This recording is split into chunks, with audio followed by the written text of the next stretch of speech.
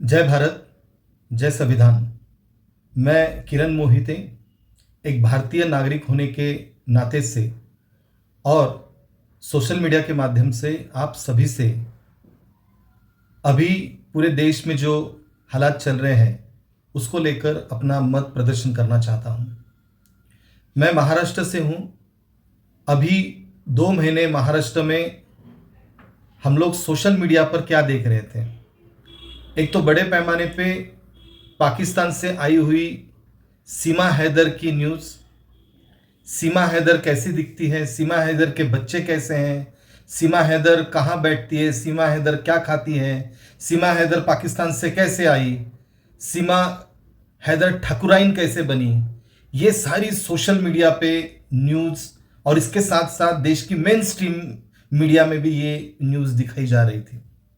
महाराष्ट्र में एक पिक्चर आई जो महिलाओं के घरेलू हिंसाचार या घरेलू अन्याय जो हो रहा है इसके खिलाफ बहुत कुछ दर्शाने वाली एक फिल्म लगी थी, बाईपन भारी देवा। और बड़े पैमानों पर सिनेमागृह में महिलाएं जा जाकर ये फिल्म देख रही थी। जब हम लोग सब ये सारा माहौल देख रहे थे, तब वहीं पर हमारे ही देश के बहनों के साथ बहुत बड़े पैमाने पे अत्याचार हो रहा था। पूरा मणिपुर जल रहा था। अभी 2-3 दिन पहले जो सोशल मीडिया पर वीडियोस दिखाई जा रही है और उसके बाद राज्य और केंद्र सरकार पूरे मई से लेकर जुलाई तक न प्रधानमंत्री ने कुछ स्टेटमेंट दिया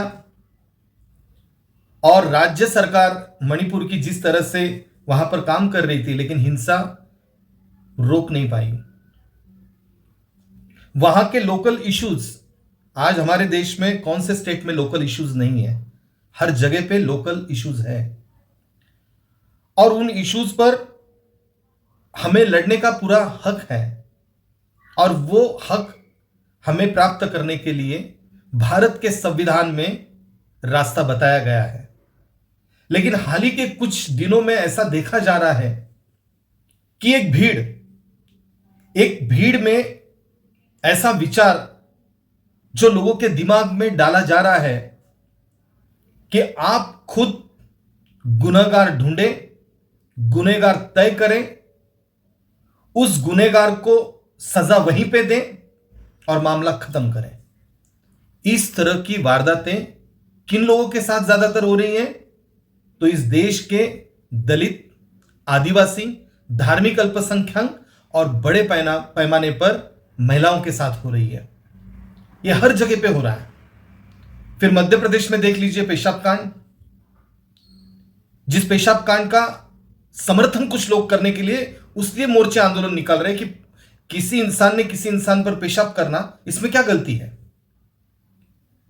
3-4 महीने से जंतर मंतर पर अपने पर हुए यौन अत्याचार के बारे में देश के लिए मेडल लाने वाली महिलाएं, बेटियां लड़ती रही, झगड़ती रही, लेकिन उनकी भी सुनने के लिए कोई तैयार नहीं। एफआईआर हो गया, बस रफा दफा हो जाओ। आज के तारीख में भी जिन पर एफआईआर दाखिल हो गई है वो अपनी गर्दन ऊंची लेकर घूम रहे हैं, कोई उस पर फैसला नहीं हो रहा है। और जहां तक मणिपुर की ये घटनाएं, हम तो जानते थे कि वहां पर सोशल मीडिया बैन कर दिया गया है और वहां पर कुछ ना कुछ हो रहा है, लेकिन पता नहीं चल रहा था कि क्या हो रहा है।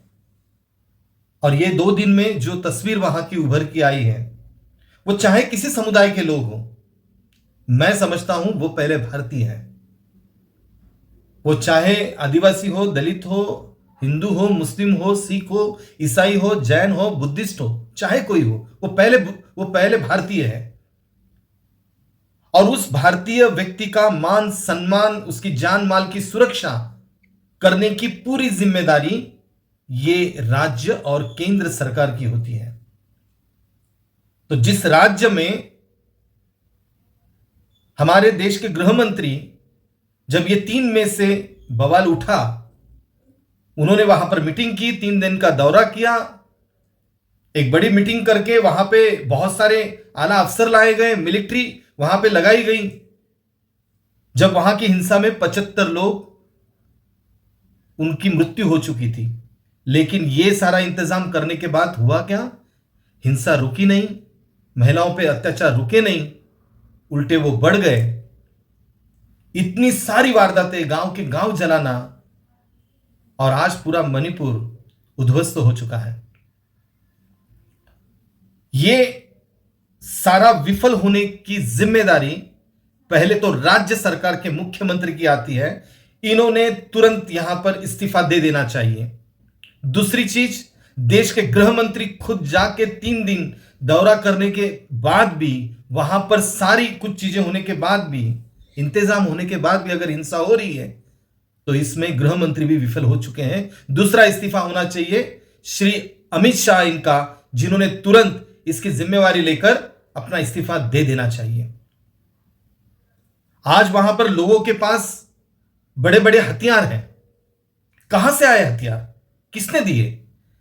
इसलिए हम केंद्र और राष्ट्रपति से यह गुजारिश करना चाहते हैं सोशल मीडिया के माध्यम से कि पहले सबसे बड़ा निर्णय लिया जाए कि मणिपुर में राष्ट्रपति राजवट को लागू किया जाए। दूसरी चीज, लोगों के पास जितने हथियार हैं वो हथियार जमा किए जाएं। ये कहां से आए हथियार? ये 2 चीजें तुरंत करते हुए मुख्यमंत्री और गृह मंत्री को इस्तीफा दे देना चाहिए और इसकी जिम्मेदारी ले लेनी चाहिए और देशवासियों से माफी मांगनी चाहिए।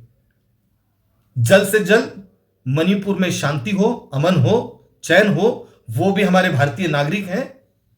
यह अगर जल्द से जल्द नहीं हो रहा है तो बड़ी दुख की बात है कि इतनी सारी फोर्सेस लगाने के बावजूद भी हम विफल हो रहे हैं। मैं एक संविधान प्रेमी होने के नाते मणिपुर की घटना हो, पेशाब कांड हो, हमारे मेडल लाने वाली बेटियों के साथ का जो नाइंसाफी है, और दिन ब दिन रोज हर रोज जिस तरह से महिलाओं के साथ, दलितों के साथ, आदिवासियों के साथ, धार्मिक अल्पसंख्यकों के साथ जिस तरह से अन्याय अत्याचार हो रहा है, इसका मैं तहे दिल से यहां पे निषेध करता हूं। शर्म आनी चाहिए कि हम विश्वगुरु बनने जा रहे हैं। यह कैसे विश्वगुरु हो रहा है हमारा भारत, जहां पर अपने ही देश में बहु बेटियों को नंगा करके उन पर बलात्कार किया जा रहा है। 77 दिन के बाद 1 गिरफ्तारी, 2 गिरफ्तारी, हजारों के संख्या में जिन लोगों ने यह अन्याय अत्याचार किया है, वो चाहे कोई भी हो, उन पर कड़ी से कड़ी कार्रवाई की जाए। आने वाले दिनों में हम भी महाराष्ट्र से मणिपुर के लिए, शांति और अमन चैन के लिए देश के राष्ट्रपति से जरूर गुहार लगाएंगे। अगर आपको लगता है कि ये सारी घटनाएं गलत हो रही है तो आइए अपनी चुप्पी को तोड़िए और निडर होकर अन्याय के खिलाफ बात करें। सिर्फ पिक्चर देखने से कुछ नहीं होता। पिक्चरों में दिखाया गया अन्याय देखकर सिर्फ क्रोधित होकर नहीं चलता है। सत्यता आज पूरे देश देख रहा है। आइए मणिपुर के शांति और अमन चैन के लिए खड़े होते हैं। अपनी चुप्पी को तोड़िए और आपका भी एक इंटरव्यू सोशल मीडिया में देइए। इस चीज को विरोध कीजिए। जय भारत, जय संविधान।